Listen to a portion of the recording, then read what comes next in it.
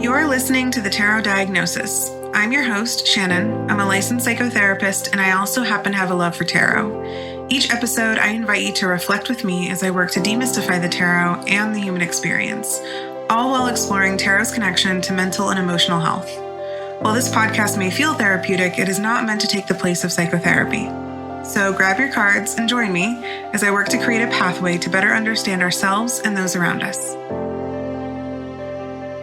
I had the opportunity to sit down with Amanda, aka Mandy Hughes, who's the author of more than a dozen works of literary and Southern Gothic fiction by pen names A. Lee Hughes and Mandy Lee. She's the founder of HaintBlueCreative, a space for readers and storytellers to explore, learn, and create. She's also a tarot enthusiast who uses the cards to enhance creativity and foster wellness, and she really enjoys teaching other storytellers how to do the same. When she's not writing, Mandy works as a visual and instructional designer, and she holds a Bachelor and Master of Science in Psychology. You can find her on Instagram at HaintBlueCreative or on her website, HaintBlueCreative.com. Hey, Mandy. Hey, Shannon. You have been such an incredible supporter of the tarot diagnosis, really from like the very beginning. And I'm honestly like so grateful to have met you and to be sharing this tarot community space with you. And now I get to call you a friend, which is so exciting. And I'm even more excited to have you on the podcast and have your just really wildly creative and hilarious energy on while we talk about tarot for creative storytelling, because kind of watching your process has been really amazing. I think that you're an incredible writer, an incredible creative person, and tarot plays a really big role in that. So I'm really excited to hear about this relationship you have with tarot and how resourceful it has been for yourself and your process of writing and storytelling. So first off, thank you so much. I'm so honored to be on the podcast. I feel like I've been listening like since you had, I think there were like 5 episodes out when I discovered you. And oh my goodness. I know. And I was like, hold up, tarot and psychology? Oh man, these are my people. I found my tribe. Aww. So I'm just so honored to be here and so grateful that you asked me to be on. I'm honestly so happy that you said yes, because I know that doing podcasts, especially when you don't do it all the time, can be such a new and kind of overwhelming experience. And even now, like, even though I've been doing it for a while, it's especially now trying to get into the like a new swing of things, doing it solo. It's always like nerve wracking and trying to figure out like how the process is going to go. So anytime I have like new folks on the podcast, I'm like, I know that this seems like kind of weird. So I'm glad that you're putting yourself out there and hanging out with me. And I really just want to hear a little bit about your background in storytelling and how tarot plays a role in that. Yeah, of course. So, oh goodness, where do I start? So first off, I mean, you're also from the South, so you know that us Southerners, we're storytellers, so we love to tell a good story. Absolutely. So I've always, like I like to say since I could hold a pencil, and that's really not even exaggerating. So since I was just itty bitty, I've been an artist, and I've writing, and I'm using air quotes, writing stories. So, just making up stories ever since I was really little. And just throughout grade school and middle school, high school, I was an artist and wrote poetry. And so storytelling really started through my artwork, and it started, and then it just kind of evolved to poetry, and then, went through my mid-90s high school goth girl phase, and, all of the dark poetry and dark stories and things. And so... so life happens, and I go through school and through college, and I studied psychology, and also did a lot of artwork and a lot of writing stories, and just story ideas. Really, at this point, short stories, poetry was still a thing. Settled down, got married, had kids, and then in my creative endeavors just kind of directed me towards designing learning experiences in both the healthcare field and nonprofit. So I was able to help other people learn about, whatever the topic was, through storytelling. So through training programs and, of course, leading. I feel like the best way to train is to actually lead through storytelling so that other people can relate to the content and relate to whatever the topic being presented. So, and in that process, so here's where we're getting to where I discovered tarot. So one of my favorite ways of decompressing when I get off work from my muggle job is to go for a walk. So I love to walk in a park. Love to go to parks. So one day, I was actually living in Florida at the time, right in the same area that you were living in. That's right. I know. Tampa Bay area. I know. Isn't that crazy? I love it. So that's why I knew that you were going to be my friend. I was like, hold up, tarot and psychology, and she's in Florida. From the same area? I know. This chick's going to be after she doesn't know it yet, but let me slide into her DMs and let her be my friend. It happened. It did. So I went walking after work. Long story short, let me bring this Southern story to a close here. So went walking after work to Fred Howard Park in Tarpon Springs. Shout out to Fred Howard Park. It's such a gorgeous area. So I'm walking out in the causeway there, goes out to this little island, and I'm walking, and I just finished writing. I've just finished my first novel, and I was so excited about it. And it was with my editor, and I was like, okay, well, I'm ready to think about what I'm going to write next. I'm ready to think about, my next book, and kind of going over different things. And then all of a sudden, this woman came to my mind, and I like to describe her as kind of happening in like a vision, because I really quite literally experienced her arrive in this vision while I was walking. And it was she's an older woman, and she was sitting at a table on a back porch, and just off of the porch was the ocean, and the ocean was kind of coming through. And I thought, okay, I feel like this woman's familiar to me. She looked familiar. She had beautiful, very dark ebony skin, gorgeous skin. And then she had these two long silver braids. And on the table spread out in front of her were a selection of tarot cards. And I remember pausing where I was walking, and I was like, hold up, tarot cards? What in the world? Because my only knowledge of the tarot to that point was just, what Hollywood had, taught you. It's sensationalized and very stereotypical, and, and so I was like, okay, well, first of all, I need to know who this woman is, because I feel like she's a character that's kind of trying to step forth, and she wants her story to be told. But then I need to figure out, she's working with the tarot. So I need to know about the tarot cards, and, what in the world are tarot cards? And I've got to learn those. So it just kind of snowballed from there. And I ordered my first tarot deck and started learning the cards. And then as I was working with the cards to figure out who this woman was, I was feeling very, I was like, okay, wait a minute. This is just 78 pieces of artwork, and, art tells a story. So there's all these stories in each one of these cards. And then I lay them out together side by side and mix them up in different ways. And now I'm seeing all these brand new stories. And so not only did I learn about the tarot so that I was able to write this character, but I was able to learn how to use the tarot cards to help me write these books. So it was it was just a very organic thing, and it just came to me in a vision, and it just went from there. Everything just kind of meshed from there. All the art and the storytelling and the tarot, and that's incredible. So in this character who came to you is actually a character in one of your books, right? She is. Her name is Pinky Peridot. I call her Miss Pinky, and she is one of the main characters in my duology. It's called The Scars We Choose. And book 1 became so long that I had to write book 2. So it's a 2-book duology.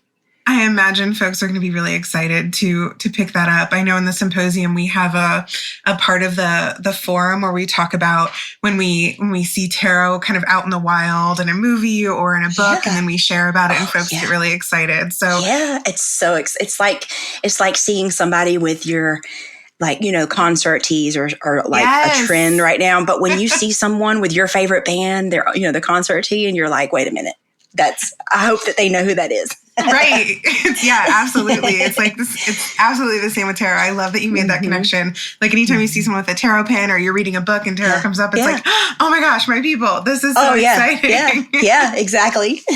So special that that's how tarot manifested for you in your life, that it came to you in this vision and then was really the kind of guiding force for this, both of these novels. And then eventually became it seems like a really important part of your personal life. Oh, absolutely. Absolutely. I try now. I won't fib and say I do it every single day, because some days I get ahead of myself. Of course. And also, I'm an early bird. I'm one of those rare birds who wakes up between 4 and 5 in the morning, and I get my coffee. Now I have to slide into my house shoes, and then I have to get my coffee so that I can get my other eye open, because I usually only have one eye open that early. And then once I'm having my coffee, I come in to my office where I'm sitting right now, here at my desk, and my desk is like my altar space.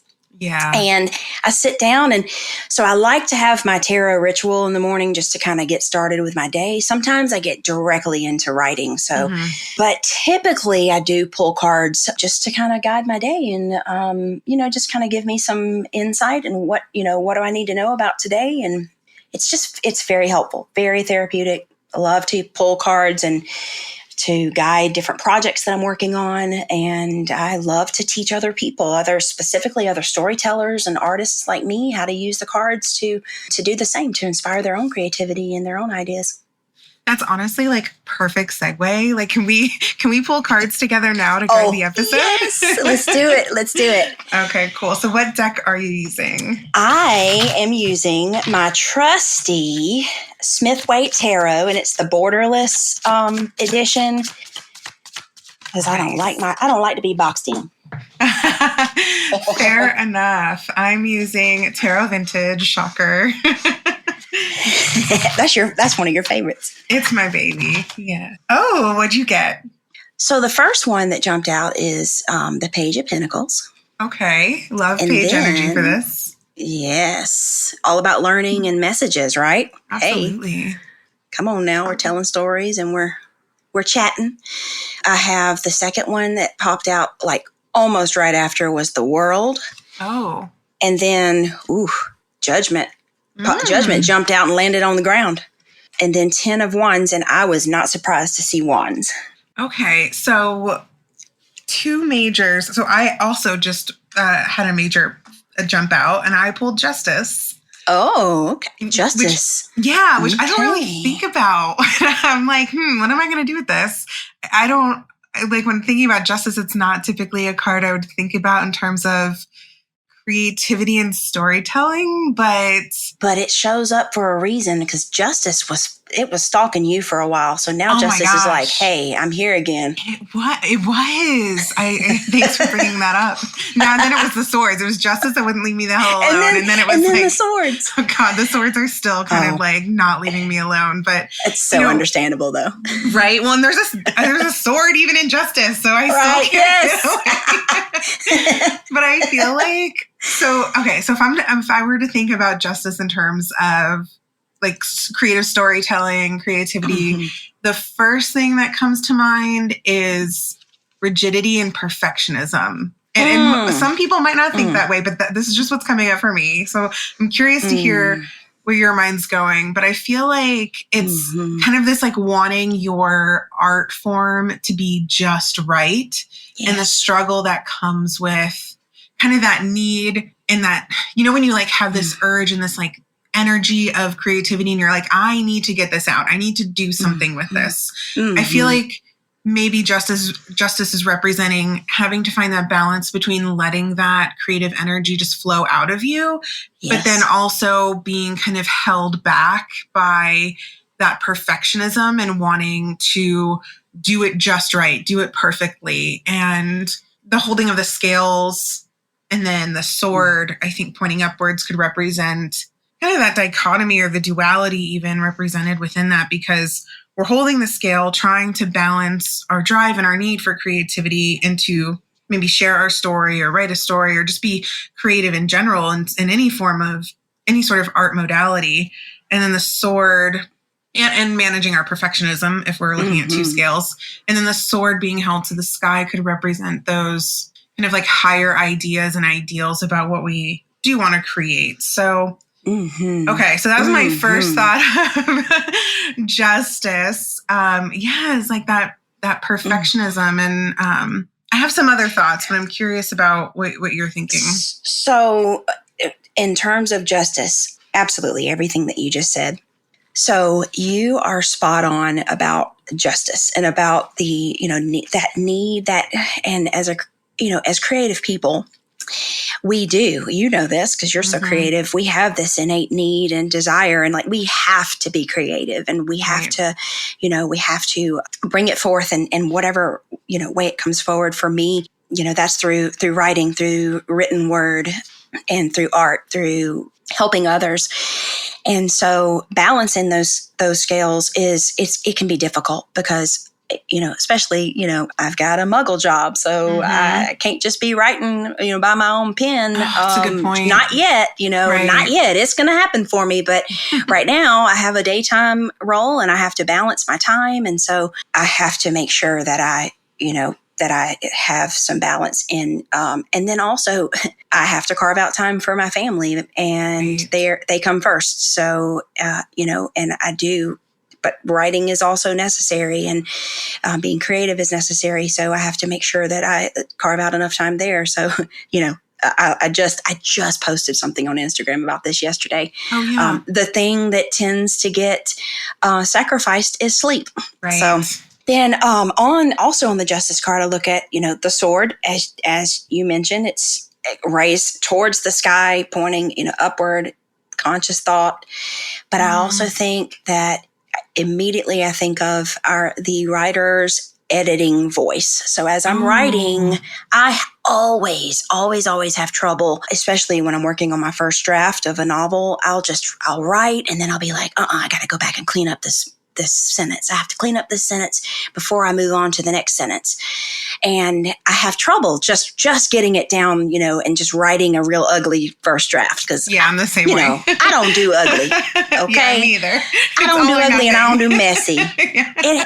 And you know what? And I watched a documentary on Toni Morrison, and she also mentions that she would, edits line by line. So I thought, well, if it's good enough for Toni Morrison, it's good enough for me. So Justice is telling me, hey, you've got all this creative energy that, you've got to parcel out. You got to compartmentalize along with the rest of your day. You got to keep your editing mind, your editing brain. You've got to have, get a grip on it. Absolutely. Don't let it get carried away from you. So I'm curious, you pulled Page of Pentacles, the World, yes. Judgment. Is that what you said? Judgment. And then 10 of Wands.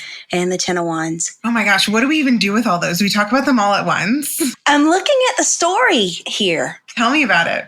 So pages, to me, they're juvenile, they're learning, they're ambitious, they're very adventurous, they love to explore, they're juvenile in that, and they're naive and young in that they are just so open to all possibilities, and they're not yet, the world hasn't hammered in, all of the thoughts and the way that things are supposed to be, or all the expectations and things yet.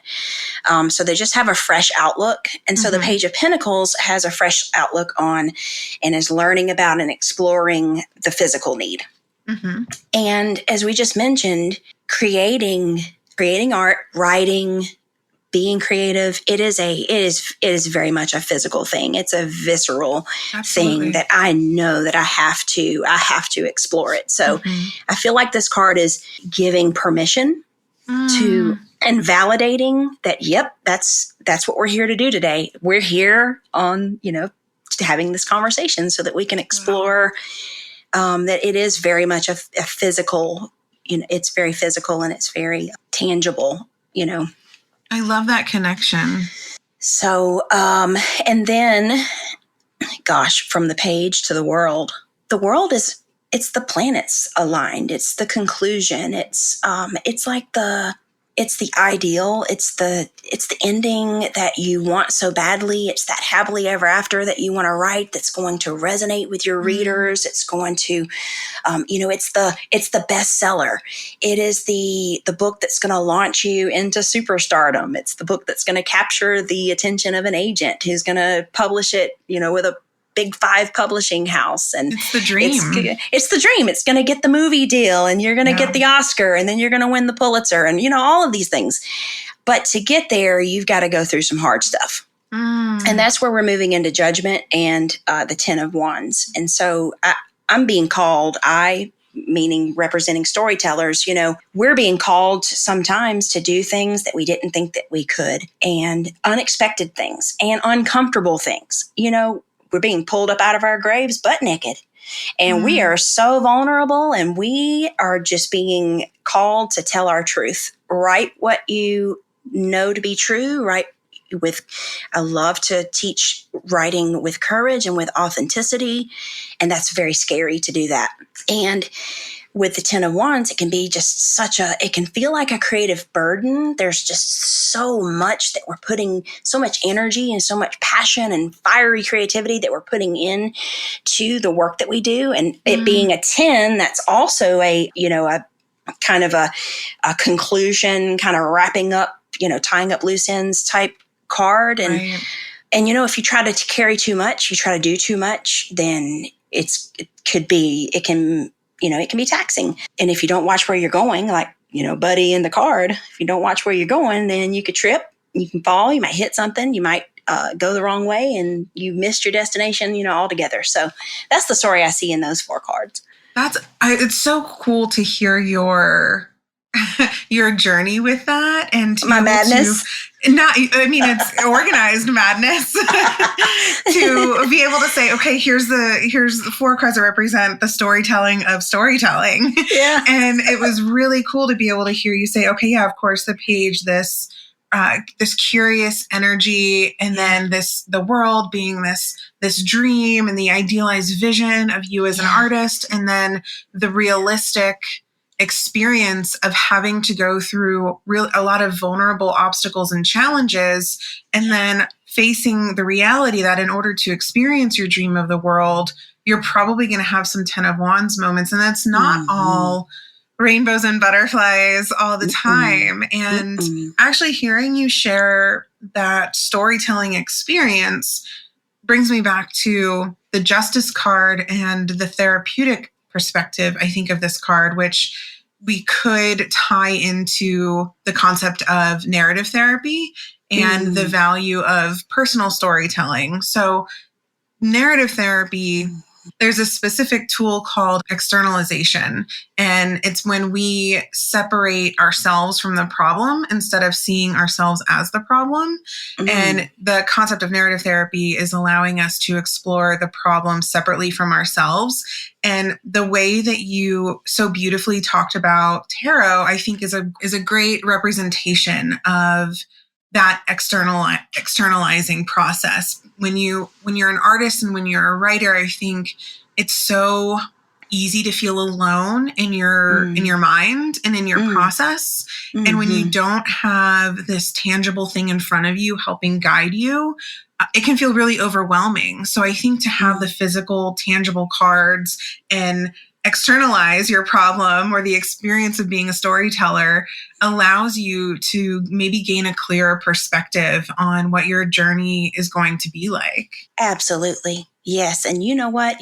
Thank you for validating that it's a lot of hard work being a writer, and it can feel lonely. It feels like an island sometimes. And I know that speaks so deeply to writers who might be listening right now, because it can feel like we're on an island, and especially if we're the only creative person around. Like I'm not the only creative person in my household, but I'm the only writer in my household, and I only write and the type of work that I do. I'm the only one who does it. So not a lot of people to talk about, with it. I don't have a lot of friends to kind of discuss what I'm doing. I have the tarot community and I have the writing community, and a lot of those are virtual. And, I met these communities and connected with them through social media. And, so it can feel like being on an island, but I'm curious about what your process is like, though. Like, hearing your storytelling experience just now with those 4 cards has me super intrigued about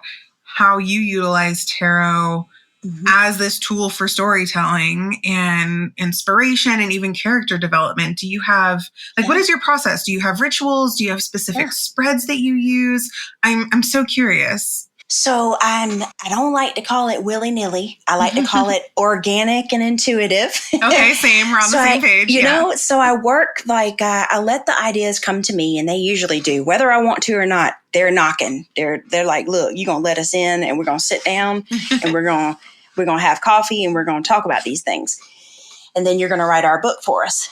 So that's what they do. The ideas come to me. And then since discovering the tarot, which was 10 years ago, I don't think I mentioned that earlier, that's been 10 years. So in the past decade, the cards just help me to they help me to plan. I can do, I can use them for ideas for planning out, outlining my novels. If I have some plot development issues, maybe I have some plot holes, or if I have some writer's block and I'm like, I don't know what to do about this scene, put in those earbuds, take off out the door, go for a walk, think about it, come back, pull some cards, and boom, the ideas will come to me. Wow. I'll be very inspired by the illustrations and the cards. And and as you mentioned, I do use them for character creation as well, because, we have all these figures here in this deck, and really no matter what, which deck you use, you can really be inspired by the individuals, the animals, the symbols,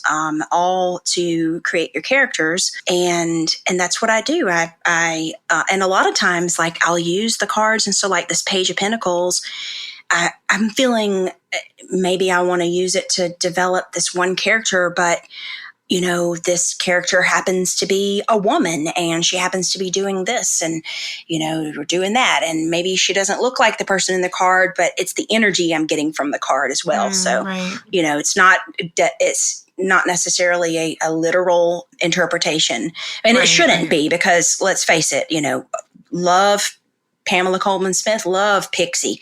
She's one of my favorite artists, and this is her artwork, but these were not her original ideas. So it's not a very diverse deck. And I'm speaking to the Smith-Waite original designs. So I'm very inspired to use the cards to develop diverse characters. And it's challenging too. And it's a good challenge, because I want to make sure that I'm designing characters and building storylines that resonate with my readers and that offer the readers representation, and they can see themselves and relate to themselves in some way in my stories. Yeah, I like that you brought that up, because I know there's been a lot of talk about the lack of diversity, specifically in the Smith-Waite deck. And that's why I think so many of us love more modern decks and the ability to see more inclusion and diversity and be able to see maybe bits of ourself that we weren't otherwise able to see. And you talking about your process and finding the energy is fascinating. And I just have this vision of you, earlier you said popping your earbuds in, going for a walk, coming home, pulling cards, and then having this kind of epiphany. So it makes me wonder, have there been any specific times when you've been in maybe some sort of writing phase or character development phase, and the tarot has been responsible for some sort of unexpected or surprising twist in your work? Yes. Yes. Oh, goodness. The tarot loves to help me write villains. Oh, no way. To help me write to help me write the antagonists.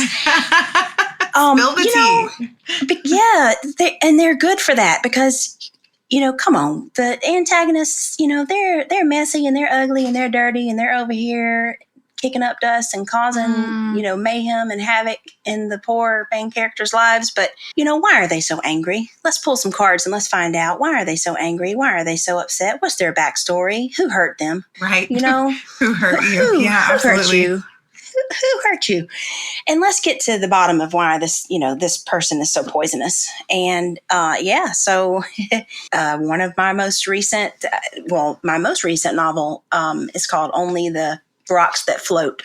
Mm-hmm. And I used the tarot and I used my favorite oracle deck to write that entire book, along with my grandmother's story, her life story. Right. Was inspired it very much, her experience being a child during the Great Depression and growing up losing her parents very young and having to move to a farm. And her uncle was not a nice man. He was very abusive, and it was a traumatic experience for her. So I was inspired by her experience, and in working with the cards and with my oracle deck, I was able to really write.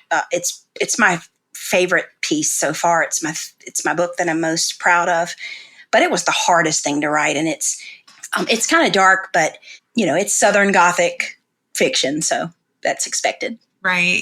I'm wondering, can you think of anything that comes to mind, like off the top of your head, where tarot specifically played a role in that book or with a particular character?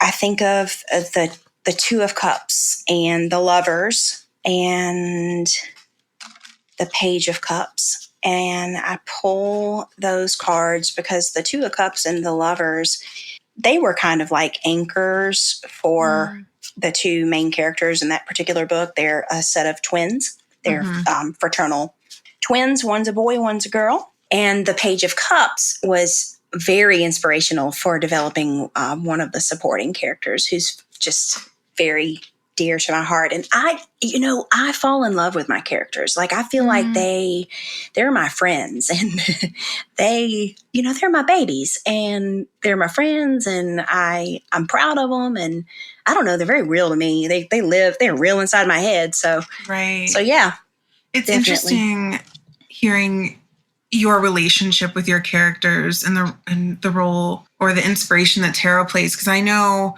like several people really close to me, and just even the greater community, the greater gamer community as a whole, they build characters for tabletop and role-playing games like Dungeons and Dragons. Mm-hmm. And I know a lot of folks use tarot to help them develop characters even through that type of storytelling. Mm-hmm. And those characters, the characters that they play, are very much like the characters you write. They develop this really close relationship to those characters. And for me, it's always been tough because I've played D&D in the past, and, I used to be a writer when I was much younger.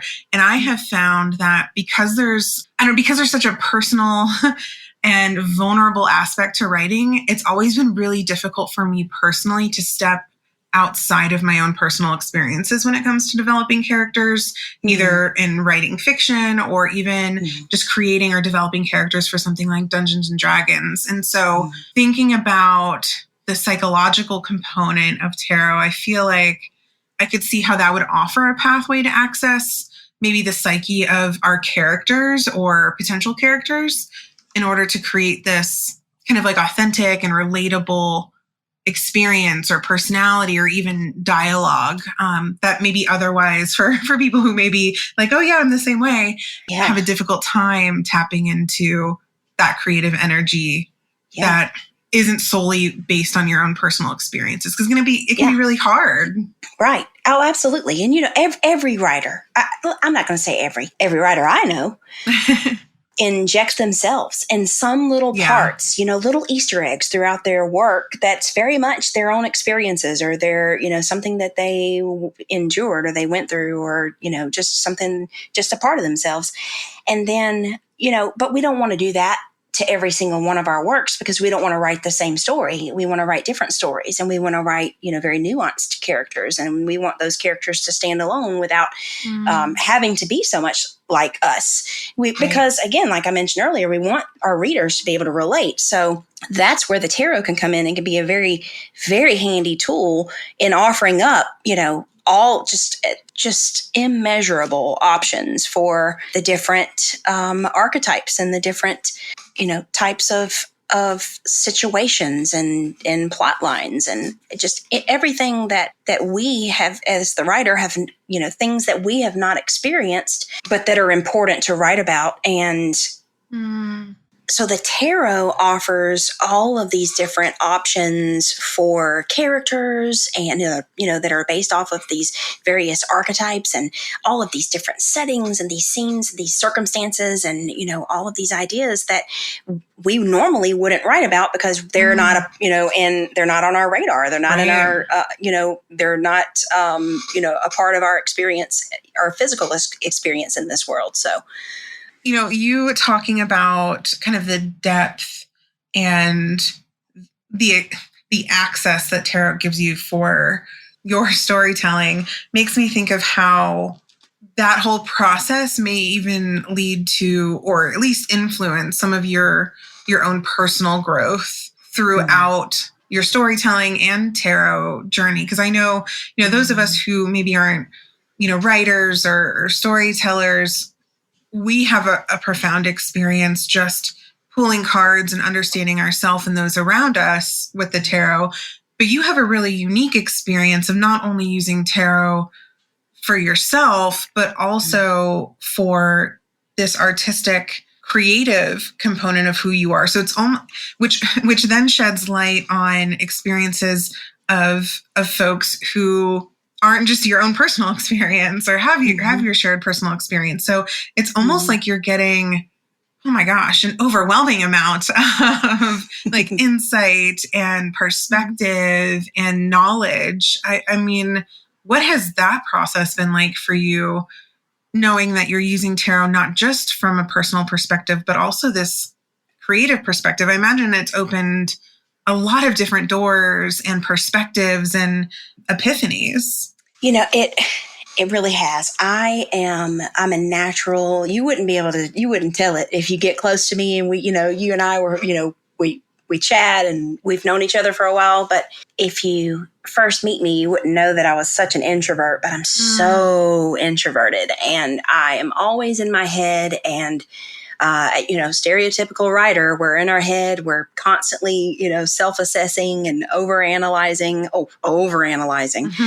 And we have all this self-doubt and imposter syndrome and all of that stuff. And so I can confidently say that in the past 10 years that I've been working with the cards and using them to help me write these books, not only have I physically pumped out these books and finished them and brought this work that used to be just ideas, written in notebooks and on the backs of tablets and order pads when I was bartending and bev naps and all that, actually putting out this work in the world. It's helped me to do that. It's also the tarot has helped me to be more, to feel more confident in who I am as a writer and who I am as a creative person. And I am very introverted, but you know what? That's okay. I can be alone and in this office in my safe space. And then I can let all of those ideas resonate out on the page. All of these, these inspired different situations that come to me because of the cards that I normally would not have written about. And I've just become very confident in, I don't know, it almost feels like the cards offer almost like a support system for helping me confidently be more confident and write more authentically, because they're designed to support, you in whatever your endeavors. And so creatively, from a internal, energetic and spiritual standpoint, they've definitely held my hand. That's so sweet. They've held my hand. It kind of, as I look at the Six of Cups, right? Because I pulled that card to guide the episode. It makes me think too. And you talking about the Six of Cups, I think, is important here, because I'm wondering, you had mentioned something earlier about being kind of how it's easy to be consumed by over self-analysis or even, self-doubt. And I'm curious, in what ways does tarot hold your hand? Because I think anyone who's in the creative sphere, or even not, I mean, all of us struggle with self-doubt and moments of imposter syndrome, especially when you're putting something out into the world for people to consume. It can be incredibly destabilizing to think, oh my gosh, I'm letting people see my work, hear my work, read my work. So what role does tarot play in helping, like, maybe you specifically navigate any of those feelings of insecurity? And like you had mentioned, it increases your confidence. Like, what does that look like? What type of relationship does that offer you? So I'll answer this, and I know that you will understand where I'm coming from, and your listeners will understand where I'm coming from. But the tarot is really good for telling me as it is, telling me like it is, just telling me the truth, showing me the truth, whether I want to know it or not, whether I believe it or not, and then hanging around and following me around until I believe it, i.e. those stalker cards that love to say, okay, you're going to get this point drilled into your head, until you absolutely believe what we're telling you.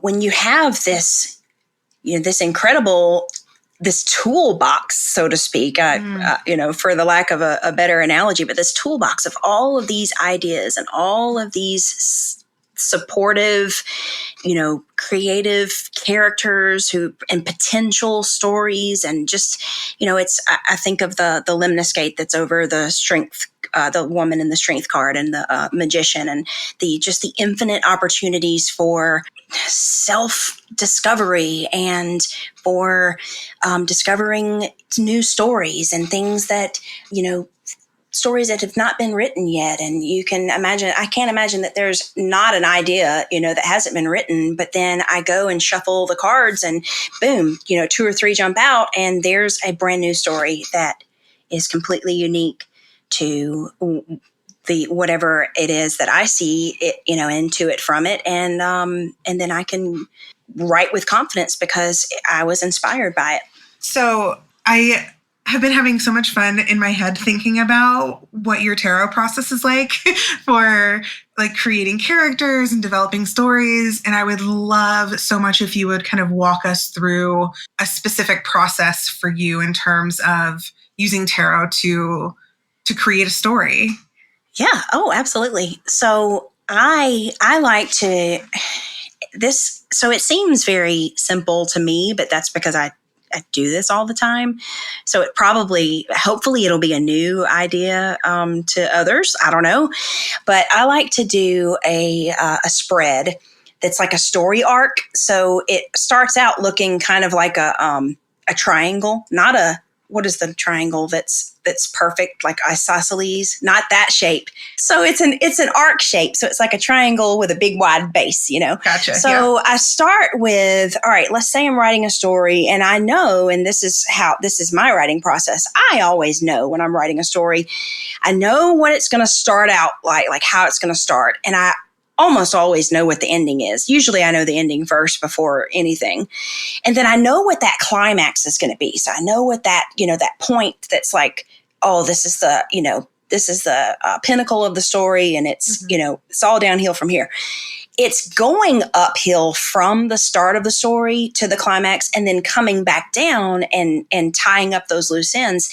That's the part of the stories, the books that I write that I tend to use tarot for most. And so this spread, which I call the story arc, starts one card here at, on the bottom left. You put your card, the second card at the top, kind of like, up above it and over. And then the other card is going to be even. The third card is going to be even with that first card over here on the end. Mm-hmm. And that's the conclusion. And then I like to shuffle cards, and I like to just pick out, 1, 2, 3 cards that might, and I'm shuffling now as we do this. So we can go ahead and, even though I don't have a story in mind, I'm just going to do it with you to see what happens. Right. And I know that this format is audio, so I'm going to try to articulate what this looks like. So let's I'll post photos for you all. Yeah. Oh, awesome.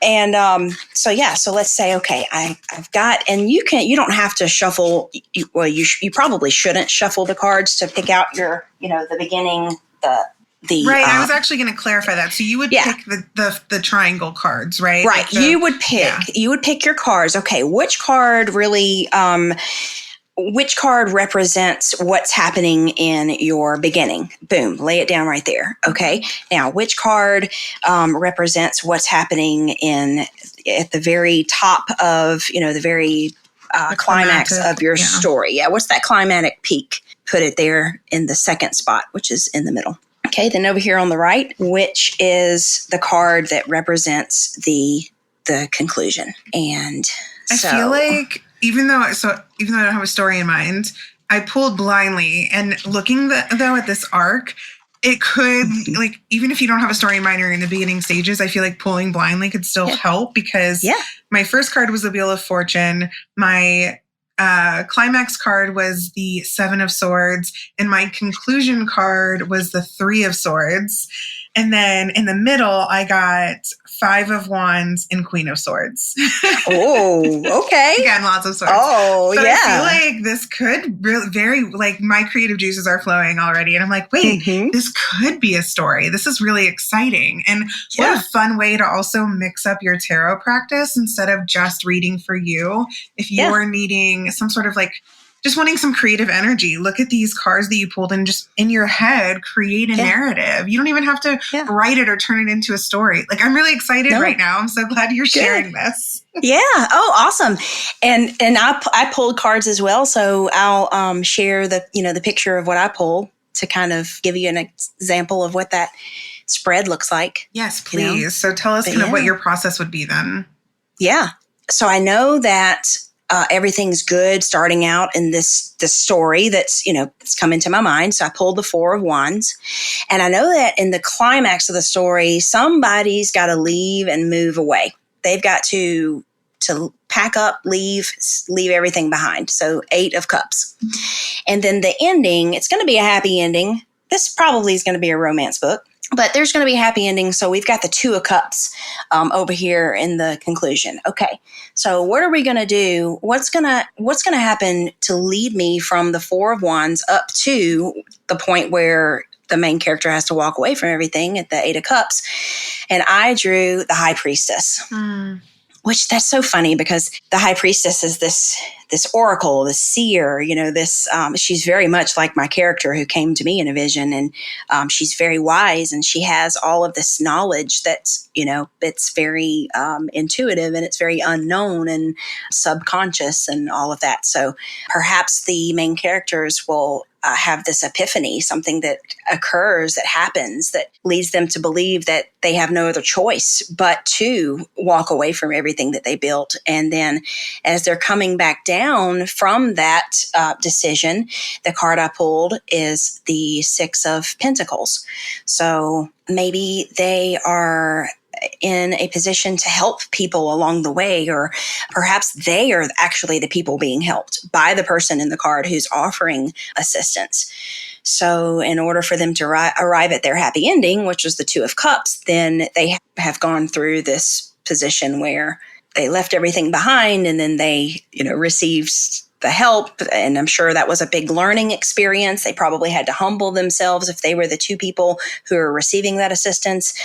And so that's kind of, and that's a story on the fly right there. Right? Story. I love that, story on the fly. That's a story on the fly. That's what I'm thinking about. Like, this is really fun. I feel like there can be a lot of pressure to always have this really in-depth, deep, self-reflective experience with the cards. And I know I'm always kind of reflecting on how can we have a little bit more fun with them? How can there be this balance between them being this self-healing tool and also this tool for playfulness? And I feel like this is a great example of how you can sit down with your cards and transform your relationship a little bit, shake things up, even if you aren't a writer, or, if you aren't, and inherently view yourself as an artist. This is a way for you to sit down and tap into that artistic and creative energy that exists within all of us without it feeling like you have to have some sort of very specific outcome with it. So this was really fun. I really enjoyed the spread. It's definitely one of my go-tos. It's the one that after I finish the walk and I come back, I pull the cards and I'm like, all right, show me the way. Show me how this story is going to pan out. Come on, fools, take me on your journey. So this was so fun. I feel really inspired and already want to sit and play with the cards in a new way. So thank you for sharing your experience. So fun. Good. Thank you for having me. Using this as a storytelling tool. I'm so glad you were here. So tell us a little bit about where we can find you and what you have going on. Oh, okay. So you can find me at my website is HaintBlueCreative.com. That's HAINT BlueCreative.com. And that's where everything is, all my books, my blog. I also have a shop. I call it the Intuitive Storyteller Hub. And that's where you can find resources that I've developed to help writers to use the tarot to enhance their creativity. So everything that we just talked about today can be found, in the Intuitive Storyteller Hub, or certainly resources to support everything we talked about today can be found in the Intuitive Storyteller Hub. And then what I'm working on right now, I actually just finished my very first nonfiction book. It was 3 years in the making. It took me 3 years to finish it. And it's I can only say, because I actually am in talks with a publisher. Oh my gosh, I'm so excited. I'm in talks with a publisher about publishing it. It is a book that teaches writers how to use the tarot in their storytelling. As part of this book project, we'll be designing a tarot deck. So oh my goodness. That's all I can say about those projects right now, but that's what I just finished working on. And that's kind of the future of where I'm headed. I am writing another fictional series that I'm so excited to get started on. And then I'm really excited about developing my first tarot deck. I'm so excited for you because I have seen how hard you've been working over the last few years. And oh my goodness, I feel so lucky to have been given the quickest glimpse at this book. And I think it's going to be absolutely remarkable. And thank you. I'm so happy for you. And I just want everyone to be able to kind of experience your creativity in your brain because it's really exciting. And if you have an opportunity, please go read Mandy's work. I've read a couple of her books now, and I love that I've been able to see bits of Florida in them. I think that's been exciting. Yes. But you're great. And thank you again for joining me. And I'm so excited to see what comes in the future for you. Well, I feel the very same about you. I'm so blessed to have you in my life, Shannon. Thank you so much.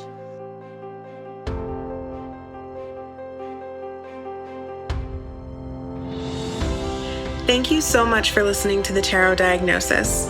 You can follow us on Instagram and TikTok under the handle @TheTarotDiagnosis and join us while we pull daily cards and explore tarot and mental health in between podcast episodes. You can also subscribe to our podcast to make sure that you never miss an episode. If you have a topic or question that you'd like for us to explore on the podcast, you can contact us directly on our website, www.thetarotdiagnosis.com.